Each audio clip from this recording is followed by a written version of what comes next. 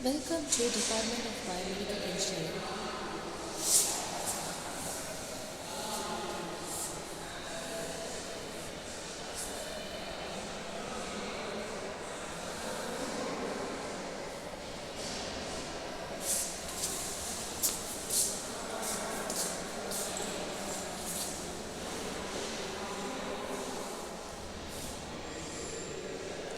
Welcome to Department of Biomedical Engineering.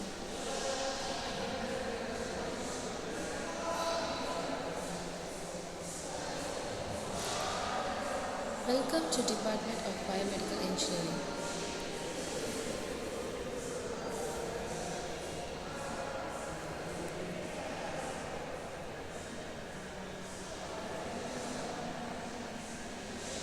Welcome to Department of Biomedical Engineering.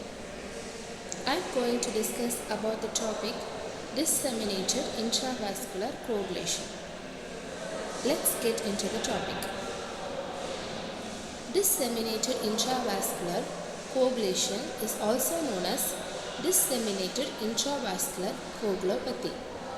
Is the pathological process characterized by the widespread activation of the clotting cascade that results in the formation of blood clots in the small blood vessels throughout the body. Etiology: acute DIC, subacute DIC, chronic DIC. Let's see about acute DIC. So in acute DIC you have septicemia, hemolytic process, that is transfusion of mismatched blood, acute hemolysis from infection, amniotic fluid embolism, then septic abortion. So all these comes under hemolytic process. Next, under acute DIC we will see about malignancy. Malignancy is acute leukemia and lymphoma. And another one important factor for acute DIC is tissue damage, that is extensive burns and trauma, severe head injury, transplant rejections, snake bite, glomerular nephritis. So all these comes under acute DIC.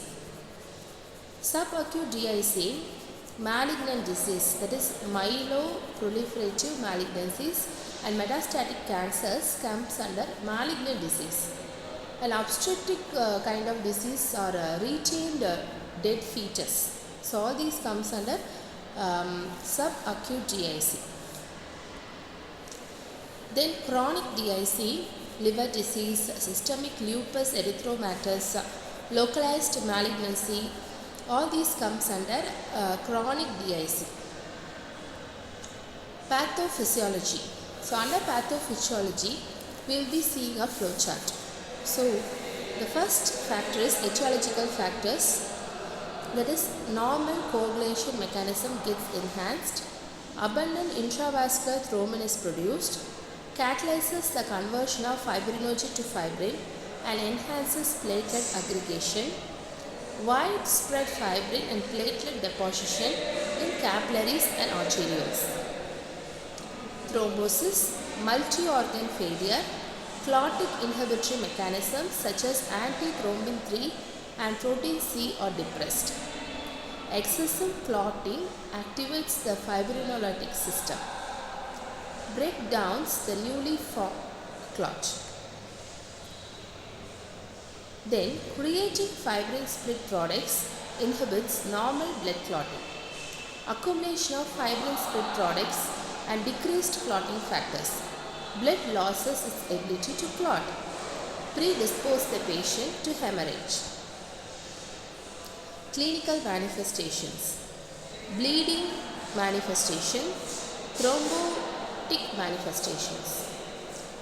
Under bleeding manifestation, it results from depletion of platelets and coagulation factors as well as clot lysis and formation of fibrin split products. Respiratory, tachypnea, hemoptysis, orthopnea. Cardiovascular, tachycardia, hypotension.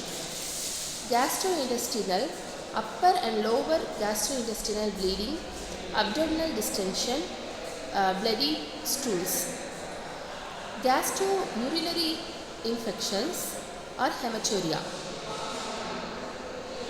bleeding manifestations, neurological changes, visual changes, dizziness, headache, changes in mental status, irritability, musculoskeletal, bone and joint pain. Thrombotic manifestations, that is results of fibrin or platelet deposition in the microvasculature. Intergrumetry, cyanosis, ischemic tissue necrosis, hemorrhagic necrosis. Under respiratory, tachypnea, dyspnea, pulmonary emboli, acute respiratory distress syndrome. Cardiovascular, venous distension, gastrointestinal, abdominal pain, paralytic ileus.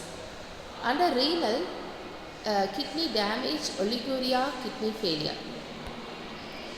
Diagnostic measures, history collection and physical examination, blood studies, bone marrow aspiration and biopsy, ultrasound. Blood studies, prothrombin time prolonged, partial thromboplastin time prolonged, thrombin time prolonged, fibrinogen reduced, platelets reduced. Fibrin split products elevated, factor assays 5, 7, 8, 9 and 13 reduced. D-dimers elevated, protein S reduced, protein C reduced, blood smear examinations, fragmented erythrocytes. Management. How to manage DIC? Platelet and plasma transfusion, coagulation factor concentrates such as prothrombin complex. Repeated measurement of activated partial thromboplastin time and prothrombin time. Anticoagulant therapy, heparin, antithrombin 3, hydrodin, epsilon aminocaproic acid. Nursing management, monitoring the vital signs, accessing and documenting the extent of hemorrhage and thrombosis, correct hypovolemia, administer basic hemostatic procedures when indicated, provides physiological support.